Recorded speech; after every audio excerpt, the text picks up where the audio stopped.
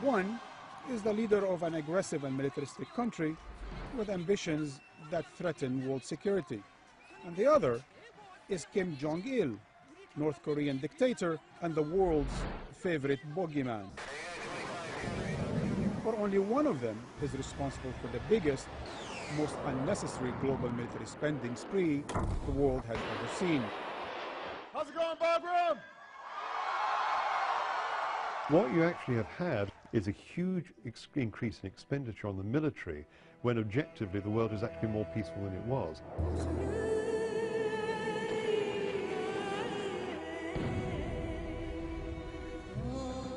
This year, as the world struggles through its economic crisis, it will spend more than $1,500 billion on weapons and the militaries that wield them, the equivalent of $217 for every person on the planet.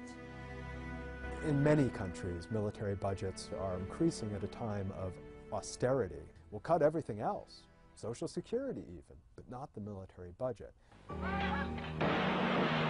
The world has known three catastrophic arms races in the last century. The first led to the carnage of World War I. The second fueled the fires of World War II. Do you deny that the USSR has placed missiles and sites in Cuba? Don't wait for the translation, yes or no. And the Cold War rivalry between the Soviet Union and America took the planet to the edge of a nuclear abyss. The arms race of the Cold War was very much about competing ideologies and empires, very much East-West. And about 85% of all world military spending in the 1970s and 80s was spent by NATO and the Warsaw Pact. So it was very clear-cut, states or alliances versus each other. Now it is very different. With the Soviet Union long gone, who are America's enemies today? According to Washington, North Korea and Iran are the two most dangerous states on the planet. Allahu Akbar.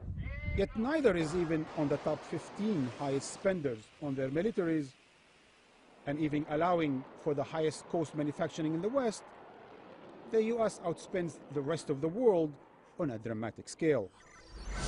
The league table of top arms spenders shows Western nations and countries allied to the United States occupying 12 of the top 15 spots. Between them, America and its allies are responsible for more than 70% of all military spending.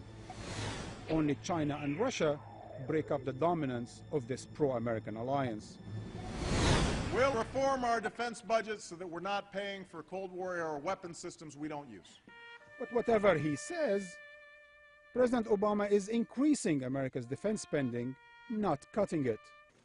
The country he leads now spends 53 cents of every tax dollar on its military, more than it did during the height of World War II. The United States runs on threats. We have enemies out there, many of them imagined, some of them real, but even the real ones are magnified in our imagination. And if you thought the wars in Afghanistan and Iraq were driving US military spending alone, think again. Of the $708 billion military budget for the coming year, just $159 billion is earmarked for special spending on the wars in Iraq and Afghanistan. And remember this?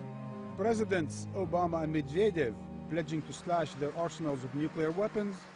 The United States and Russia have agreed to the most comprehensive arms control agreement in nearly 2 decades.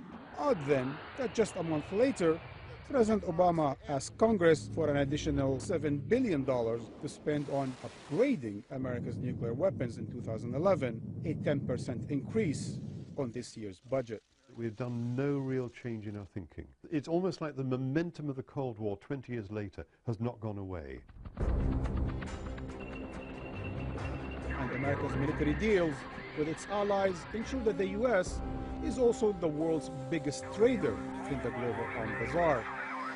In 2008, it sold $37.8 billion of weapons, 2/3 of all international arms deals.